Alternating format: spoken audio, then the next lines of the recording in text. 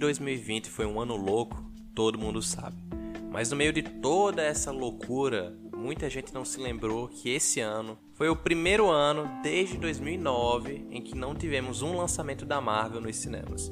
E sim, eu sou um fã de filmes de herói em geral e os filmes da Marvel eu acho maravilhosos. Desde criança eu coleciono HQs, eu lia no recreio da escola, então eu sempre fui nerdzinho de história em quadrinho. E, sério, quando eu pude ver esses heróis no cinema, do jeito que a Marvel fez, foi uma coisa maravilhosa. E eu realmente sinto falta disso, é uma coisa que eu acompanhei muito tempo no cinema, ia para todos os lançamentos praticamente. Então eu comecei a pensar sobre as obras antigas, as experiências no cinema mesmo, coisas épicas, únicas que ficam guardadas na memória. E no meio disso eu pensei nas temáticas um pouco mais sérias que os filmes abordam de alguma maneira ou de outra. E aí eu lembrei que em Vingadores Ultimato também, que foi a obra mais marcante pra mim, é um filme que trata muito do tema luto. Eu sei que talvez eu esteja atrasado, né? O filme já tem aí mais de um ano que foi lançado, mas eu acho que uma obra dessas deve ser relembrada sempre. Eu me chamo Júlio Oliveira, você está no Narrativamente, seja muito bem-vindo. Mas então, vamos lá, por onde é que eu vou começar? Como todo mundo já sabe, nos estudos aí da psicologia, existem, ou pelo menos falam-se, dos 5 estágios do luto. São eles: negação, raiva, barganha, depressão e aceitação. Esses 5 estágios, eles não são necessariamente lineares, não é como se você partisse de um para o outro, às vezes é uma coisa mais misturada. Mas a grande questão é que o ser humano, em regra, passa por eles para conseguir finalmente se desprender daquele luto, daquela sensação de perda. A saudade fica sempre. Mas é interessante que Vingadores, com o final de Guerra Infinita, e se você não assistiu, bem, eu já dei spoilers aqui, então isso é bem óbvio. Mas se você não assistiu Guerra Infinita, você sabe como terminou. Metade do universo dizimado, os heróis perderam a luta. Então o que não faltam são motivos para o luto. E em Ultimato eles trazem isso em cada um dos personagens de maneiras diferentes e que se desenvolvem ao longo da trama. O que eu vou falar aqui não é uma determinação, tipo, esse aqui representa esse estágio aqui, a outra personagem representa outro. Não, os personagens variam ao longo da história e dependendo do ponto em que você pega, você consegue achar interpretações tanto para um estágio do luto como para o outro. Mas eu vou falar só de alguns momentos que me chamaram a atenção. E caso você não saiba, eu postei lá no Instagram, narrativa.mente, exatamente sobre isso. Então também é legal até para complementar. Mas então, a primeira fase do luto, né, a primeira que é conhecida, é a negação. E quando você nega que ou o evento ocorreu, ou então você nega que aquilo realmente vai trazer um impacto no sentido de mudar as suas ações. É como se você tentasse se agarrar à antiga realidade antes da coisa que causou o luto. E aí eu consegui enxergar isso na Viúva Negra. A Viúva Negra, antes de mais nada, ela apresenta vários sintomas do estágio da depressão dentro do luto. Mas ainda assim ela tem um comportamento que me lembra muito a negação.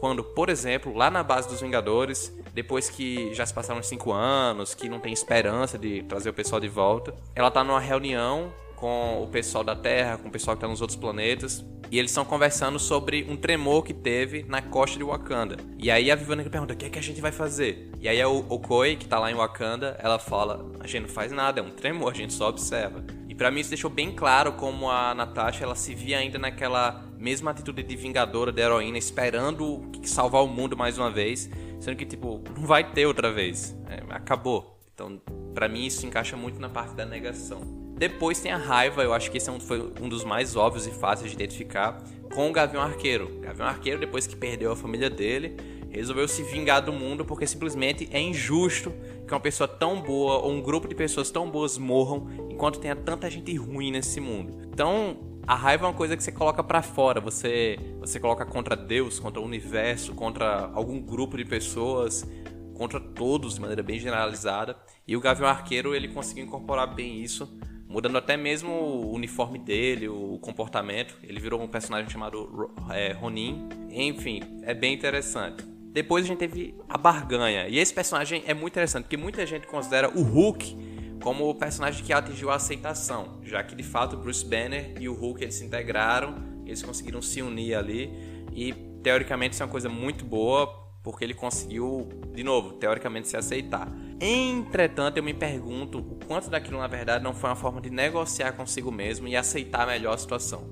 Tipo, olha, tá tudo horrível, mas pelo menos eu consegui isso, ou pelo menos tem aquilo. E é até interessante observar que na cena que o Hulk vai falar com a anciã, lá no passado, quando eles viajam pra Nova York de 2012, a anciã dá aquele soco místico no Hulk, né? Que o espírito sai do corpo, a alma sai do corpo. E a alma que a gente vê é do Bruce Banner, não é do Professor Hulk naquela nova forma. Então, mesmo que ele tenha mudado fisicamente, talvez a autopercepção dele tenha sido a mesma. Então, ele ainda se via como Bruce Banner. Talvez ele ainda não estivesse satisfeito com a nova forma dele. Então, é uma maneira interessante de observar que talvez ele esteja no estágio da barganha. Em penúltimo lugar, temos o Thor, no estágio da depressão. Thor, ele se isolou do mundo, ele se isolou de qualquer coisa que possa trazer dor, qualquer lembrança do Thanos. Ele encontrou o vício no álcool, nos jogos também, no Fortnite. Então ele ficou realmente estancado. Se a sua vida emocional for uma linha, ele de fato é uma depressão, é uma grande queda relacionada aos dois outros pontos mais altos. E, enfim, foi um personagem que eu adorei, o Thor, de verdade. Achei bem interessante como eles fizeram isso. E por último, a aceitação, que é basicamente você, aceitar que as coisas são o que são e construir o que você pode construir nesse novo mundo. E o Tony Stark incorpora isso muito bem. Tanto que ele, por exemplo, é o personagem que diz, olha, nós vamos viajar no tempo, mas não quero desfazer nada do que eu consegui construir aqui. Que mostra que mesmo na desgraça que foi aquela derrota de Guerra Infinita, ele conseguiu de fato ter a família dele, conseguiu construir uma vida que vale a pena ser vivida. Isso não quer dizer que ele não tenha saudade, que ele não tenha um luto ainda pela morte do Peter Parker, por exemplo, pelo fim dos Vingadores.